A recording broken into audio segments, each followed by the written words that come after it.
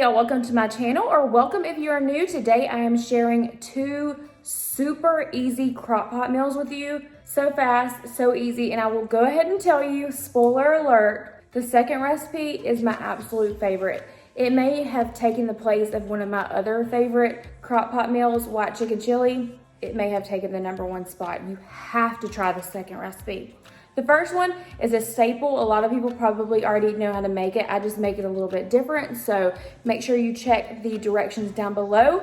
If you're new here, my name is Mackenzie. I'm a wife and a mom to 2 girls, so I would love you to stick around. We love to shop and cook and do all the things around here. But with that being said, let's go ahead and get started and cook some delicious meals. All right, so today I'm gonna be teaching you guys how to make crock pot beef stew. This is so good, this is so yummy, and it's so simple. It's got a little bit of ingredients in it, but it's still very easy. So for this recipe, you're gonna need 2 to 3 pounds of stew meat. I only have 2 pounds here. You're gonna need a package of onion soup mix, minced garlic, tomato paste, a 6-ounce can, 5 to 6 russet potatoes. You're gonna need some carrots, any kind of carrots you choose, because we are gonna chop these up. You are going to need an entire 32-ounce container of beef broth. You will also need Worcestershire sauce, dried rosemary, ground thyme, and you will also need a little bit of all-purpose flour for this recipe. So for this recipe, super easy, dump and go, especially right at the beginning. You're gonna put everything in together, and then we'll come back for the flour. Don't add the flour. But we're gonna go ahead and chop up these potatoes. You can skin them, or you can just cut them up and put them in your crock pot as they are. But either way is fine. And then we are gonna cut up these baby carrots as well. All right, so I'm gonna go ahead and take the lid off of the crock pot and add in all of my stewed meat. All right, I'm gonna kind of even this out in the crock pot as much as I can. And Alex just rinsed off our potatoes, so he is going to chop them up for us, because we know that's my least favorite thing to do.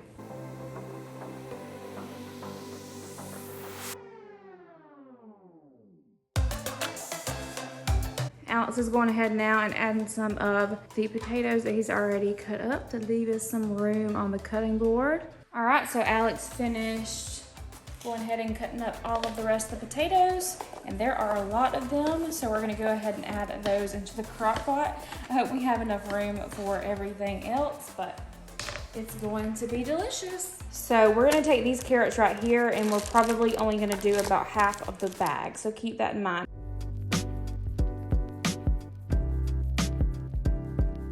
All right, as you can see, we've already chopped up our carrots. We basically just cut them in half, and I'm going to pour these in on top of my potatoes. And lucky for us, there's not that much big ingredients that go in here, otherwise that would not be fitting.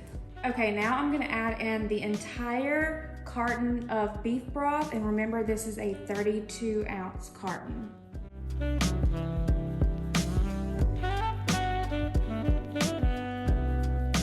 Then I'm gonna add 1 tablespoon of minced garlic. Now I'm gonna add 1 package of dry onion soup mix. Next up, I'm gonna add 1 6-ounce can of tomato paste. Okay, so last time I used chicken broth to get everything out of the can. You guys suggested I use a rubber spatula or something like that. I don't have a rubber spatula that I know of. Not one that'll fit in here anyway, so I'm gonna use this little rub-on brush thingy to get the rest of the tomato paste out. All right, look at there at everything I got out. Good job, guys. Thank you for that recommendation. All right, we're also going to need 1 tablespoon of Worcestershire sauce.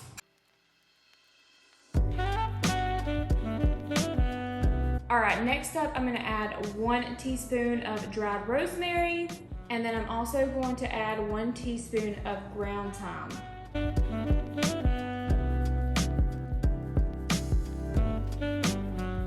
All right, so like I said, this is everything. I'm about to stir it. We will come back later on after it's cooked to show you what we do with the flour. Wish me luck stirring this thing.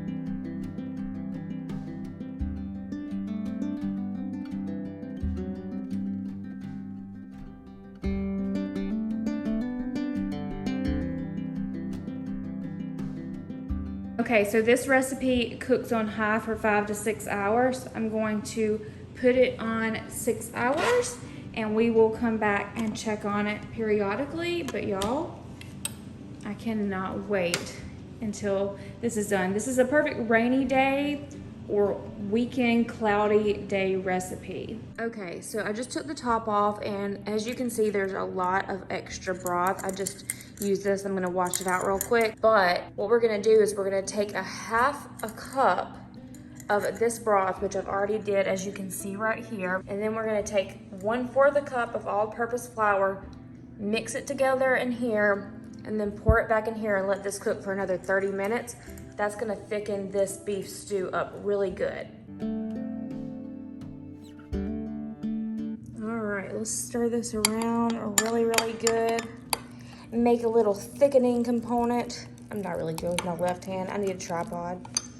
See guys, I thought there for a second I was making pudding, but that's apparently not the case. It looks more like refried beans, but we're gonna pour this into our beef stew to thicken it up and let it cook for 30 more minutes. Doesn't that look delicious? Not really, but it will be in our main dish. All right, I'm gonna give this a quick stir. Look how good that looks. I've tested out the potatoes. They look like they're about done, so in that extra 30 minutes of cooking time, they should be perfectly ready. Now we're gonna add our little roux mixture. So basically guys, in case you missed it and you got distracted like I always do when I'm watching anything, this right here you see me mixing in is just flour and beef broth mixed together, which is going to help thicken up this beef stew. So when we're ready to eat it in about 30 minutes, we're gonna let it cook for 30 more minutes on high. It will be the perfect texture. It's already looking pretty good if I do say so myself, but cannot wait to try this. It's looking delicious.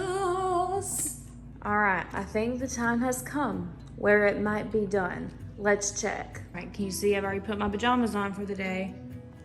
Oh yes, you can tell already that it is thickening up. I'm actually gonna take a bowl in there to Alex, or not a bowl, I'm gonna take a piece of the meat, the potatoes, and the carrots and let him try them. He can let me know if it's all good and done, but I cannot wait to have a bowl of this. It looks delicious.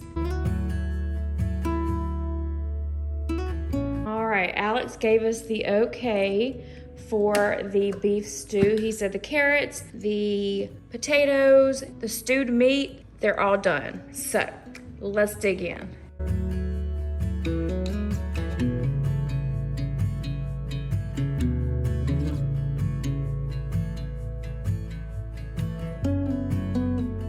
So for this next recipe, we are going to be making Italian style spaghetti and meatballs. I'm so excited. This is going to be so delicious. So for this recipe, you are going to need some olive oil, Italian style meatballs or regular meatballs will work. I got these from Target. You will need a package of this Italian salad dressing and recipe mix, dried basil, spaghetti noodles. You will also need a jar or can that is 24 ounces of your favorite pasta sauce, and then you will also need minced garlic. And we are bringing out the Big Daddy tonight. I'm pretty sure this crock pot might be 8 quarts, but you only need a 6 quart, so don't worry about that. Hopefully this will turn out good for us. Okay, so to start off, we are just going to add half of this 3 cheese pasta sauce to the bottom of the crock pot. In my last recipe, I said I did not have a rubber spatula, but apparently I lied. You want to make sure the sauce on the bottom is all even. And like I said, this is only half of the jar so far. So just make sure it's as even as possible. And then you are going to take your meatballs and you're going to layer them on top of the sauce inside of your slow cooker. Remember, these are frozen meatballs. Just sit them down in a single layer as best as you possibly can on top of your pasta sauce. This crock pot is a little bit bigger, so we might have an easy job doing that. We can't complain.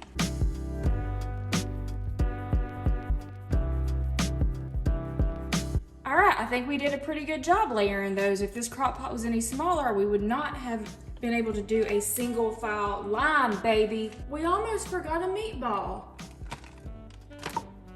You go wherever you land. All right, here comes the fun part again, where we add in the rest of the spaghetti or pasta sauce on top of our meatballs. And we'll try to even this out as much as possible as well. This might be time to use my rubber spatula. It doesn't fit, but I will try to rub-a-dub-dub it on top of my meatballs evenly. It's still gonna be magically delicious. Then we are going to pour in 4 cups of water. Yes, I said 4 cups. Here's 2 cups right here, and then I'm gonna add another 2. It's like it's destroying our spaghetti sauce and meatballs, but it's just what you gotta do. 2 cups, and another 2 cups. I'm now gonna add in 1 tablespoon of minced garlic, 1 teaspoon of dried basil leaves, but I'm not gonna measure.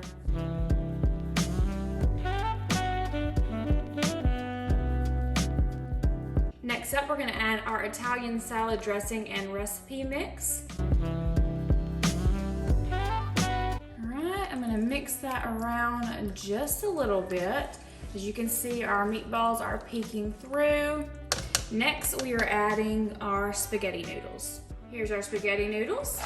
Now, I usually like to use the noodles that are already broken up, but this is what we got. So we're gonna lay these noodles in here, just kind of like this.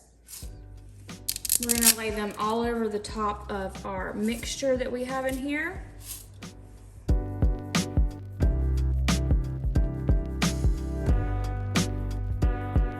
I'm just gonna put a little bit of olive oil like that on there. I'm gonna gently push down these noodles so they are in the water as much as possible so they will get cooked. And y'all, can you believe it? That is absolutely all you have to do with this spaghetti and meatballs recipe. So what we're gonna do is we are going to put it on low for 2.5 hours. That's it, 2.5 hours, and it will be ready to eat for dinner, and I'm already starving. So I will catch y'all later, and we'll check it out, see what it looks like. We might even tell you what it tastes like. All right, our spaghetti should be done now. Look at those spaghetti and meatballs. They look just like the Chef Boyardee kind, but, did I even say that right? But so much more delicious. I cannot believe it. So yummy. All right, y'all, can y'all see my delicious plate? Does that not look absolutely delicious? I sprinkled some Parmesan on it, and it is perfect. Should have made breadsticks. I had Dad take over. I chased her into the living room where Alex is at watching football. Have to know, the Giants and who else is it? The Panthers are on today. We're cheering for the Panthers because obviously we are from the Carolinas, but let me know down in the comments who you're cheering for. I really don't care about football, but if I had to pick one, of course it's gonna be Carolina Panthers, but hope you enjoyed this video. Subscribe if you're new, give it a thumbs up, and I will see you guys in my next video. Bye.